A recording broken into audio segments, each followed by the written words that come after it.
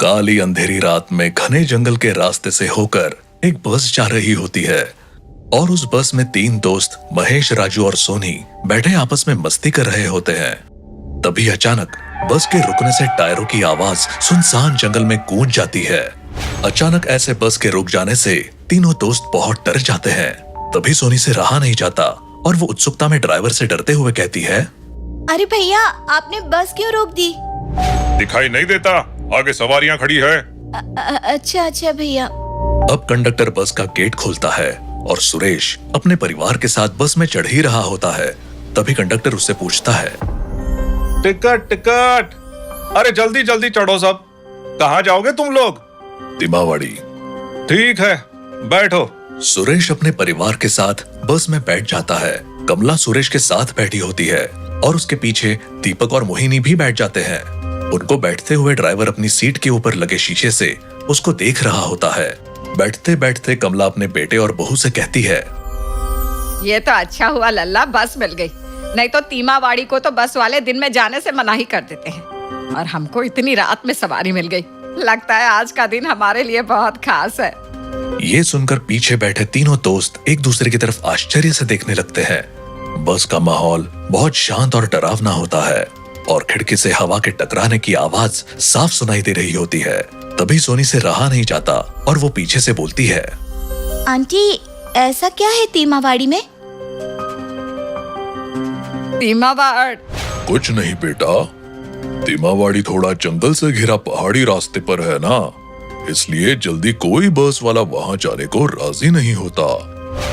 वाह, तब तो वहाँ घूमने में मजा आ जाएगा। चलो दोस्तों, हम लोग वैसे भी घूमने निकले हैं, अब तीमावाड़ी भी घूम लेते हैं। तीमावाड़ी बहुत ही खतरनाक जगह है और मैंने बहुत लोगों से सुना है कि वहाँ छलावा लोगों के पीछे पड़ जाता है और उनके सोचने समझने की शक्ति खत्म कर देता है। ड्राइवर बोल ही रहा होता है कि अचानक बस के नीचे से किसी चीज के टकराने की आवाज से वो एकदम से ब्रेक मारता है और सब लोगों को बहुत तेज झटका लगता है और सब आगे की ओर झुक जाते हैं। अरे ड्राइवर, तेरा दिमाग खराब है क्या? ऐसे लगाए जाते हैं ब्रेक? अरे लगता है इसने शराब पी रखी है, पागलों की तरह बस चला रहा है और भूतों की कहानी से हमें सबको डरा रखा है। बेवड़ा कहीं का। नहीं, अरे नहीं, लगता है बस के नीचे कुछ टकराया है। चलो ड्राइवर साहब, देखो चलकर क्या हुआ है।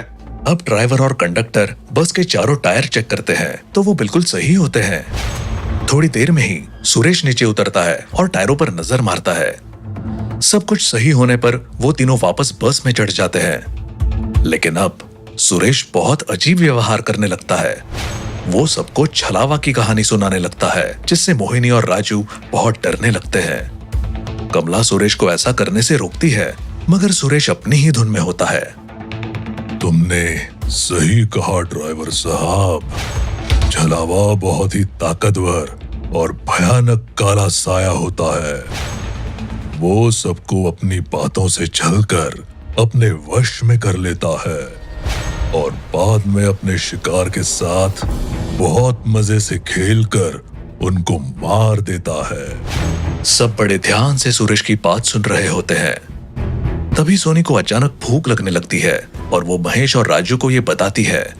थोड़ी दूर बस चलने के बाद सुरेश अचानक ड्राइवर को बस रोकने के लिए बोलता है, अरे भैया, क्या हो गया? ऐसा बस रोकने के लिए क्यों बोल रहे हो? मुझे बहुत तेज भूख लग रही है और वो देखो सामने एक ढाबा दिख रहा है, चलो वहां चलकर कुछ खाते हैं। नहीं नहीं, मुझे अच्छे से पता है इस रास्ते पर कोई ऐसा ढाबा नहीं है, मैं रोज यहाँ से निकलता हूँ। अरे हो सकता है ये ढाबा आज ही नया खुला हो। चलो ना, जाकर कुछ खाते हैं, मुझे बहुत जोर से भूख लगी है। अब ड्राइवर, कंडक्टर, राजू और सोनी बस से उतरकर ढाबे की तरफ बढ़ते हैं। सोनी ने ढाबे पर आवाज लगाई तो ढाबे के अंदर से एक आदमी निकलकर सामने खड़ा हो गया। सोनी ने उससे खाने के लिए कहा। थोड़ी देर में वो आदमी एक कटोरे में नूडल लाकर सोनी को देता है। सोनी मजे से नूडल खाने लगती है। तभी राजू की नजर सोनी के मुंह पर पड़ती है और वो जोर से चिल्लाता है, सोनी! ये क्या किया तूने पागल? मेरे नूडल गिरा दिए। सोनी, ये नूडल नहीं है, तू कीड़े खा रही है। ये बात सुनते ही सोनी डर जाती है, लेकिन उसके मुंह में जो कीड़े थे उन कीड़ों ने सोनी के गले को काट दिया और उसकी गर्दन नीचे गिरते हुए लुढ़क कर राजू के पैरों के पास आ जाती है। तभी राजू ने देखा ढाबे वाला आदमी हवा में उड़ने लगता है और जोर जोर से तुम सब मरोगे ऐसा चिल्लाते हुए हवा में धुआं बनकर गायब हो जाता है। अब वो तीनों बस की तरफ भागने लगते हैं। चलो जल्दी भागो, वरना ये छलावा हम सबको मार देगा। जल्दी चलो, जल्दी चलो। अब ड्राइवर बस को जल्दी से वहां से भगाता है। बस में झटका लगने से दीपक की नींद खुल जाती है। तब मोहिनी रोते हुए दीपक को सोनी के मरने की दर्दनाक बात बताती है। अब बस में सब डरे सहमे बैठे होते हैं। तभी कंडक्टर सबको बोलता है, ड्राइवर साहब, आगे भीमगढ़ गांव पड़ेगा, वहां रुक जाना। हम सबकी जान बच जाएगी, वरना छलावा हमको मार देगा। थोड़ी देर में ड्राइवर कंडक्टर को बताता है कि सामने भीमगढ़ 1 किलोमीटर पर है, ऐसा बोर्ड लगा है। तब कंडक्टर समझ जाता है कि छलावा अभी भी उन सब के साथ है और उनकी बातें सुन रहा है। वो ड्राइवर को बताता है कि उसने झूठ बोला, ऐसा कोई गांव नहीं है, और बस रोकने से मना कर देता है। ड्राइवर के साथ सारे लोग बहुत डरे होते हैं, लेकिन सुरेश फिर से छलावा की कहानी सुनाने लगता है, जिस पर कमला उसको डांट देती है। और तभी अचानक पेड़ की डाल टूटकर बस की खिड़की को तोड़ते हुए कमला के मुंह में घुस जाती है और कमला की वहीं मौत हो जाती है। माँ, माँ। इस छलावा ने अम्मा को भी मार दिया, अब वो हम सबको भी मार देगा। बस में ड्राइवर, महेश और राजू बहुत डर जाते हैं। तभी दीपक अपनी माँ की मौत से बौखला जाता है और सबको शक की नजरों से देखने लगता है और कंडक्टर को पकड़कर बोलता है, तू ही है ना छलावा, मैं तुझे बस से बाहर फेंक दूंगा। अबे तू पागल हो गया है क्या? छलावा ये नहीं है, मुझे तो छलावा तू लग रहा है। अब वो लड़की मरी तो तू आराम से बैठा सो रहा था। अब सब एक दूसरे के ऊपर छलावा होने का इल्जाम लगाने लगते हैं। तभी एकदम से तेज आवाज आती है और बस का टायर फट जाता है और बस इधर उधर होते हुए एक पेड़ से टकरा गई। सब सामने की सीट से टकरा जाते हैं, लेकिन सुरेश अपनी सीट पर सीधा बैठा रहता है। जब मोहिनी सामने देखती है तो उसकी चीख निकल जाती है और वो घबराते हुए सबको सामने की तरफ इशारा करती है। जब सामने देखते हैं तो सहम जाते हैं, क्योंकि ड्राइवर के सर का आधा हिस्सा कट चुका होता है। भागो, अपनी जान बचाओ, छलावा किसी को नहीं छोड़ेगा, सबको मार देगा। राजू अब बस से निकलकर भागने की कोशिश करता है, लेकिन जैसे ही वो बस के गेट से बाहर निकलता है, दीपक उसकी पीठ पर कांच के एक टुकड़े से कई बार वार करके उसको मार डालता है और फिर पीछे मुड़कर हंसता हुआ सबसे कहता है,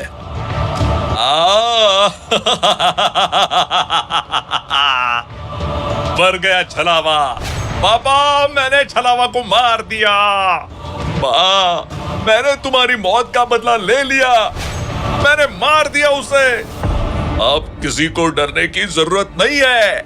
महेश और कंडक्टर दीपक को धक्का देते हैं और वो समझ जाते हैं कि ये अपनी माँ के गम में पागल हो गया है, लेकिन उसके पागलपन ने एक और जान ले ली। लेकिन अभी भी कंडक्टर महेश को बताता है कि छलावा अभी भी जिंदा है और हम पांचों में से ही कोई है। अबे तुमको कैसे पता? क्योंकि मैंने सुना है अगर कोई इंसान छलावा को पकड़ लेता है तो वो अपने असली रूप में आ जाता है, और यहाँ अभी भी छलावा अपने असली रूप में नहीं आया। इसका मतलब तो यही है कि छलावा अभी भी यहीं है। बेटा, मुझे लगता है कि महेश और कंडक्टर में से ही कोई एक छलावा है। मैं इस कंडक्टर को मारता हूँ और दीपक बेटा, तुम इस महेश को मार दो। सुरेश के ये बोलते ही दीपक कंडक्टर से लड़ने लगता है और कंडक्टर जंगल में अपनी जान बचाने के लिए भाग जाता है। दीपक भी उसके पीछे भागता है और मोहिनी दीपक के पीछे भागने लगती है। अब बस में सुरेश और महेश अकेले बचते हैं। तभी सुरेश महेश को मारने के लिए आगे बढ़ता है। अंकल, मैं छलावा नहीं हूँ, मुझे छोड़ दो।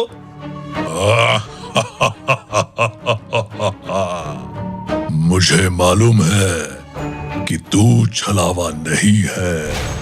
आपको पता है अंकल, तो मुझे मत मारो, मुझे जाने दो। इतना कहकर महेश सुरेश को धक्का दे देता है और बस से निकलकर बाहर से बस का गेट बंद कर देता है। लेकिन तभी दीपक और मोहिनी वापस बस के पास आ जाते हैं और सुरेश दीपक से रोते हुए महेश को मारने के लिए कहता है, लेकिन दीपक और मोहिनी मिलकर बस को आग लगा देते हैं। दीपक, कैसा बेटा है तू? अपने बाप को ही मार रहा है। तू छलावा है, इसलिए दीपक ने तुझे जला दिया।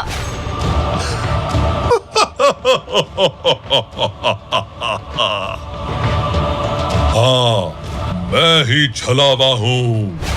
और तुम सबको क्या लगता है कि तुम्हारे बस में आग लगाने से मैं जलकर मर जाऊंगा? अभी देखो मेरी शक्ति। अब छलावा अपने असली रूप में आ जाता है और बस के अंदर से गायब होकर वो बस के बाहर आकर दीपक को पकड़कर हवा में टांग देता है और हंसते हुए उसको गोल गोल घुमाने लगता है। तभी महेश दीपक को बचाने आता है, लेकिन महेश को वो उल्टा पेड़ से लटका देता है और छलावा हंसते हुए मौत का खेल खेलने लगता है। लेकिन तभी अचानक छलावा के पीठ पर चाकू से कई वार होते हैं और जब वो पीछे मुड़कर देखता है तो कंडक्टर उसको मार रहा होता है। अब छलावा की शक्तियां खत्म हो जाती है और वो जमीन पर गिरकर दीपक से कहता है, दीपक, तूने मुझे छला है। तुझे कैसे पता चला कि मैं ही छलावा हूँ? अरे छलावा, जब मैंने राजू को मारा था तो तू मुझे रोकने की बजाय हंस रहा था। मैं तभी समझ गया कि छलावा तू है, लेकिन मैंने नाटक किया और कंडक्टर को जानबूझकर जंगल में भागने दिया और उसके बाद इशारा करके मोहिनी को मेरे पीछे आने को कहा ताकि हम तीनों तेरी मौत का इंतजाम कर सके। हाँ छलावा, उसके बाद हम सब ने पेड़ के पीछे छुपकर देखा कि तू कैसे हंसता हुआ महेश को मारने के लिए तड़प रहा था। उसके बाद मैंने इशारे से महेश को भी बस से उतरकर गेट बंद करने को कहा और तू हमारे जाल में फंस गया। अब मोहिनी महेश को पेड़ से उतारती है और फिर कंडक्टर के कहने पर वो चारों मिलकर उस छलावे को उस जलती बस में फेंक देते हैं, जिसके बाद छलावे की आत्मा को मुक्ति मिल जाती है।